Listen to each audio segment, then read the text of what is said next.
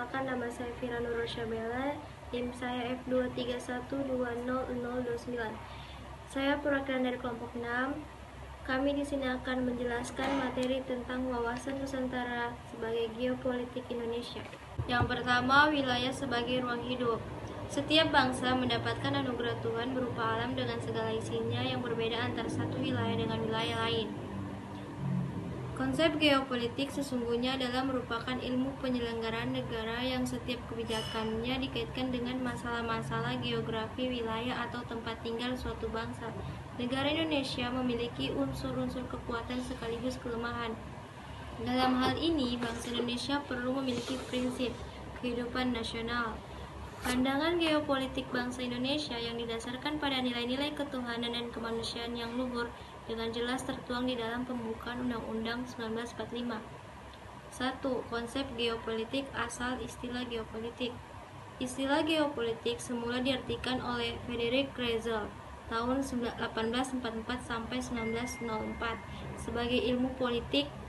Istilah ini kemudian dikembangkan dan diperluas oleh sarjana ilmu politik Swedia Rudolf Jelen dan Karl Hausberg dari Jerman menjadi geopolitik.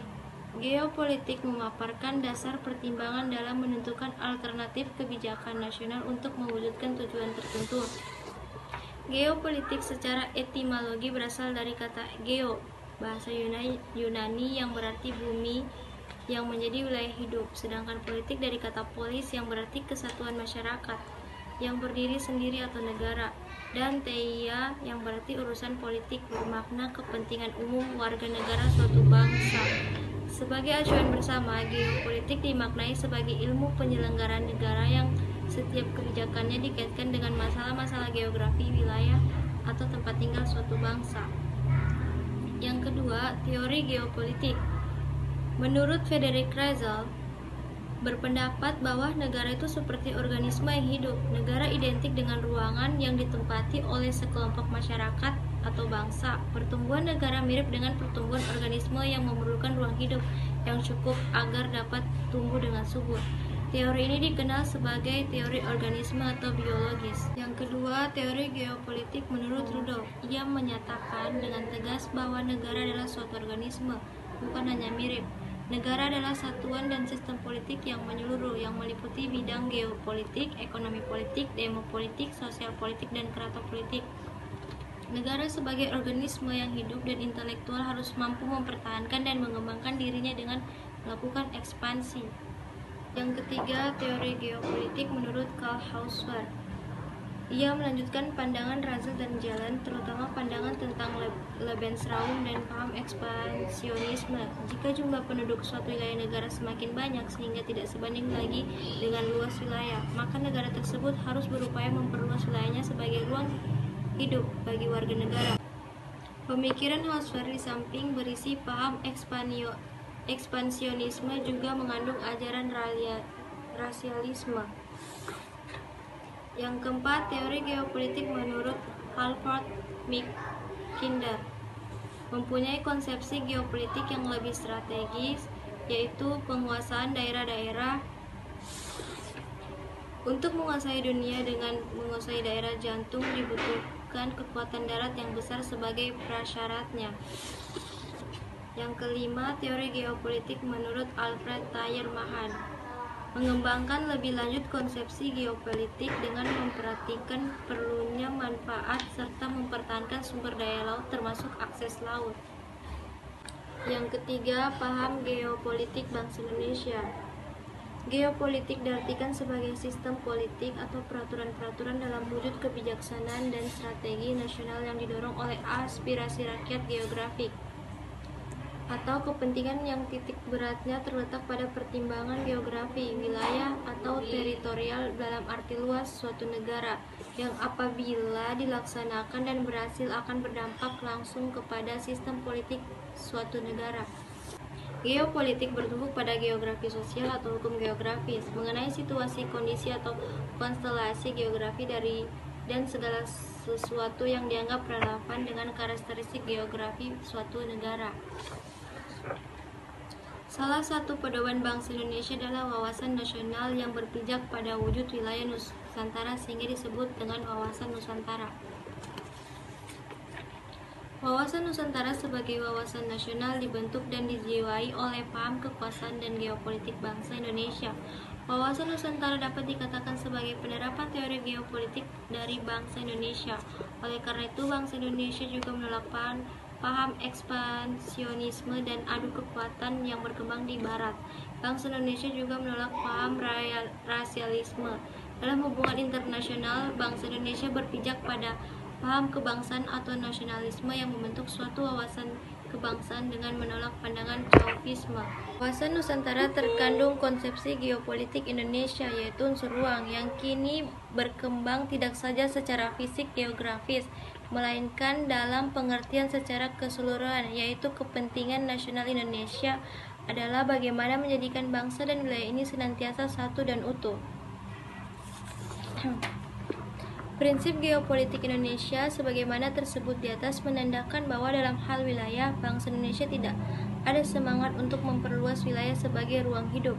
Secara historis, kesepakatan para pendiri negara Republik Indonesia adalah wilayah Indonesia merdeka hanyalah wilayah bekas jajahan Belanda. Ciri nasionalisme Indonesia adalah nasionalisme yang tidak Chauvinisme dan juga bukan kosmopolitanisme. Bagian B, wawasan Nusantara atau penerapan geopolitik Indonesia. Latar belakang munculnya konsep wawasan Nusantara adalah karakteristik wilayah Nusantara sebagai suatu wilayah negara yang berasaskan negara kepulauan. Selain itu, pemikiran wawasan Nusantara juga diilhami oleh aspek sejarah perjuangan bangsa, aspek filosofi dari Pancasila sebagai ideologi negara, dan jati diri bangsa Indonesia. Wawasan Nusantara sebagai pencarian falsafah Pancasila dan Undang-Undang Dasar 1945 yang merupakan pondasi kehidupan bermasyarakat, berbangsa dan bernegara kesatuan Republik Indonesia yang memberikan kaidah nilai, moral dan etika serta tuntunan sikap bangsa Indonesia yang harus mengedepankan persatuan dan kesatuan bangsa di segala aspek kehidupan nasional sebagai visi bangsa yang harus dijunjung tinggi dan ditaati bersama. 1. Pengertian wawasan Nusantara. Istilah wawasan berasal dari kata wawas, yang berarti pandangan, tinjauan atau penglihatan indrawi. Sedangkan istilah Nusantara berasal dari kata nusa, yang berarti diapit di antara dua hal. Secara umum, wawasan nasional berarti cara pandang suatu bangsa tentang diri dan lingkungan, yang dijabarkan dari dasar filsafat dan sejarah bangsa itu, sesuai dengan posisi dan kondisi geografi negara untuk mencapai tujuan atau cita-cita nasionalnya. Sedangkan wawasan Nusantara memiliki arti cara pandang bangsa Indonesia tentang diri dan lingkungannya berdasarkan Pancasila dan Undang-Undang Dasar 1945, serta sesuai dengan geografi wilayah Nusantara yang menjiwai kehidupan bangsa dalam mencapai tujuan dan cita-cita nasionalnya. Kedua, faktor kewilayahan yang mempengaruhi wawasan Nusantara. Bagian A yaitu asas kepulauan. Asas kepulauan ini adalah wilayah lautan dengan pulau-pulau di dalamnya, yang kemudian menjadi pulau-pulau saja tanpa menyebut unsur lautnya sebagai akibat penyerapan bahasa Barat, sehingga selalu diartikan kepulauan atau kumpulan pulau. Bagian B, Kepulauan Indonesia. Nama Indonesia mengandung arti yang tepat yaitu Kepulauan Indonesia. Dalam bahasa Yunani, Indo berarti India dan Nesus berarti pulau. Indonesia mengandung makna spiritual yang di dalamnya terasa ada jiwa perjuangan menuju cita-cita luhur, negara kesatuan, kemerdekaan, dan kebebasan. Bagian C, konsepsi tentang wilayah Indonesia. Konsepsi tentang wilayah Indonesia dalam perkembangan hukum laut internasional dikenal beberapa konsepsi mengenai pemilikan dan penggunaan wilayah laut. Sesuai dengan hukum laut internasional, secara garis besar Indonesia sebagai negara kepulauan memiliki teritorial, perairan pedalaman, zona ekonomi eksklusif, dan landasan kontinental. Bagian D, zona ekonomi eksklusif. Pengumuman pemerintah negara tentang zona ekonomi eksklusif terjadi pada 21 Maret 1980. Batas zona ekonomi eksklusif adalah sekitar 200 mil yang dihitung dari garis dasar laut wilayah Indonesia. Bagian E, karakteristik wilayah Nusantara. Nusantara berarti kepulauan Indonesia yang terletak di antara benua Asia dan benua Australia, dengan di antara Samudra Pasifik dan Samudra Hindia yang terdiri dari sekitar 7.508 pulau besar maupun kecil. Yang ketiga, wilayah Indonesia. Wilayah didefinisikan sebagai ruang yang merupakan kesatuan geografis beserta segenap unsur terkait padanya, yang batas dan sistemnya ditentukan berdasarkan pada aspek administratif dan atau aspek fungsional. Sedangkan definisi lain mengatakan bahwa wilayah adalah sebuah daerah yang dikuasai atau menjadi teritorial dari sebuah kedaulatan. Lokasi Indonesia juga terletak di lempeng tektonik yang berarti Indonesia rawan terkena gempa bumi dan dapat menimbulkan tsunami. Yang keempat, batas wilayah Negara Kesatuan Republik Indonesia. Berdasarkan Undang-Undang Nomor 6 Tahun 1966 tentang Perairan Indonesia, negara Indonesia merupakan negara kepulauan. Berdasarkan hak ini, maka wilayah Negara Kesatuan Republik Indonesia meliputi daratan dan air atau lautan serta udara. Yang pertama yaitu wilayah daratan. Wilayah daratan ini adalah daerah di permukaan bumi dalam batas-batas tertentu dan di dalam tanah permukaan bumi. Yang kedua, wilayah perairan. Wilayah perairan Indonesia meliputi laut teritorial Indonesia, perairan kepulauan, dan perairan pedalaman. Laut teritorial Indonesia adalah jalur laut selebar 12 mil, laut yang diukur dari garis pangkal kepulauan Indonesia. Yang ketiga, wilayah udara. Wilayah udara ini adalah wilayah yang berada di atas wilayah daratan dan lautan atau perairan negara itu. Batas udara wilayah Indonesia ditentukan oleh garis tegak lurus 90 derajat yang ditarik dari batas wilayah daratan dan perairan. Selanjutnya, saya akan menjelaskan bagian C, yaitu tentang unsur-unsur wawasan Nusantara. Untuk memudahkan pelajar dalam mengidentifikasi wawasan Nusantara, maka hal itu terbagi dalam 3 unsur, yaitu wadah, isi, dan tata laku. Poin pertama yaitu wadah. Wadah kehidupan bermasyarakat, berbangsa, dan bernegara meliputi seluruh wilayah Indonesia, memiliki sifat serba Nusantara dengan kekayaan alam dan penduduk serta keanekaragaman budaya. Bangsa Indonesia memiliki organisasi kenegaraan yang merupakan wadah berbagai kegiatan kenegaraan dalam wujud suprastruktur politik, dan wadah dalam kehidupan bermasyarakat adalah berbagai kelembagaan dalam mewujudkan infrastruktur politik. Poin kedua yaitu isi. Isi adalah aspirasi bangsa yang berkembang di masyarakat dan cita-cita serta tujuan nasional yang terdapat dalam pembukaan Undang-Undang Dasar 1945. Untuk mencapai aspirasi yang berkembang di masyarakat maupun cita-cita dan tujuan nasional seperti itu, maka bangsa Indonesia harus mampu menciptakan persatuan dan kesatuan dalam kebinekaan di kehidupan nasional yang berupa politik, ekonomi, sosial, budaya, dan hankam. Isi menyangkut 2 hal.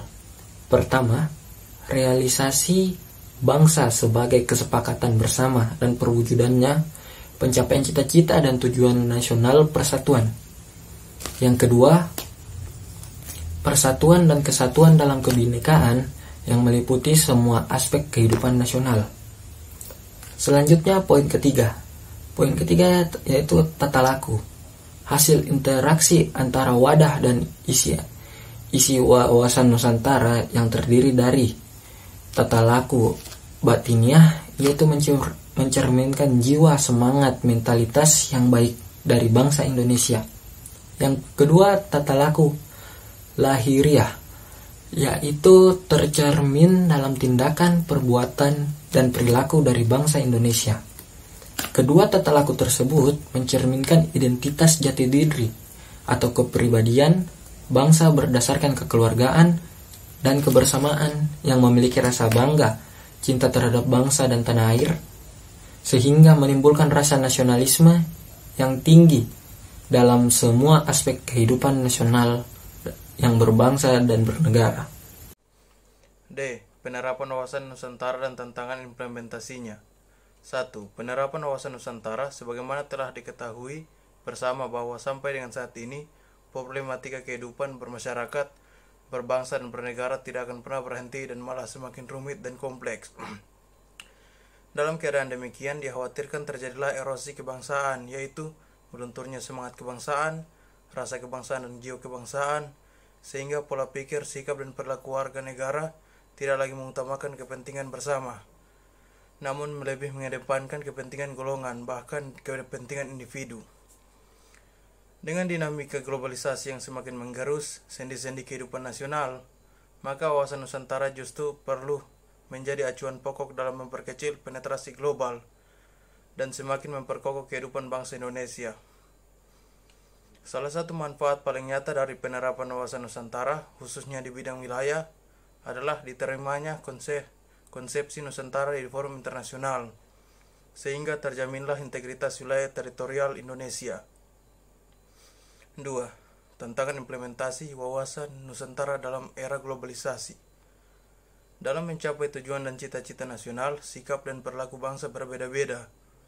Oleh karena itu, wawasan nasional Indonesia seperti halnya wawasan nasional bangsa atau negara lain akan bersifat khas.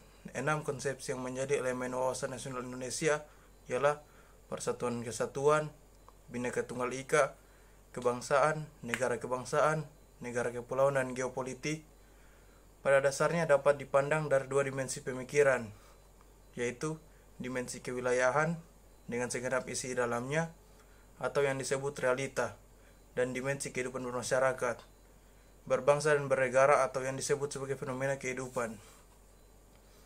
Tugas kita sebagai bagian dari kesatuan bangsa adalah mensinkronisasikan realita terhadap kecenderungan penyimpangan wawasan Nusantara baik dari sisi wadah, isi maupun tata laku semua komponen bangsa. Dan dengan 3 poin pedoman perwujudan wawasan Nusantara, yaitu perwujudan Kepulauan Nusantara sebagai satu kesatuan politik, perwujudan Kepulauan Nusantara dalam bidang ekonomi, perwujudan Kepulauan Nusantara dalam bidang budaya. Setelah pembacaan materi tadi, maka dapat disimpulkan bahwa wawasan Nusantara sebagai cara pandang bangsa Indonesia dan sebagai visi nasional yang mengutamakan persatuan dan kesatuan bangsa masih tetap sah atau solid, baik untuk saat sekarang maupun masa mendatang.